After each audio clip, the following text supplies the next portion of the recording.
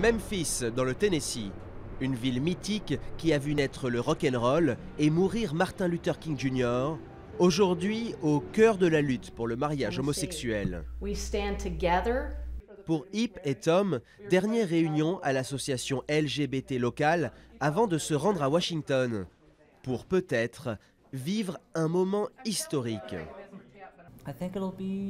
Personnellement, j'ai vraiment hâte. Il y a plein de gens qui veulent être à nos côtés, qui nous soutiennent, mais aussi beaucoup d'autres qui sont contre nous. C'est un moment vraiment intéressant. On est au sommet de cette vague qui est sur le point de s'abattre.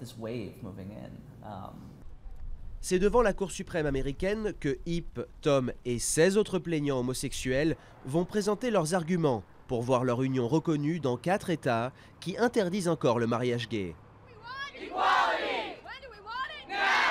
En 2013, la Cour suprême avait déjà permis aux homosexuels légalement mariés d'obtenir les mêmes droits que les couples hétérosexuels. Et si jusqu'à présent elle s'est bien gardée de légaliser le mariage gay à l'échelle du pays, Tom espère qu'il n'aura bientôt plus à cacher son statut. Quand on va à la préfecture, chez le docteur et n'importe quel autre endroit où on nous demande notre état civil, il faut choisir. Le Tennessee nous oblige à déclarer que nous sommes célibataires.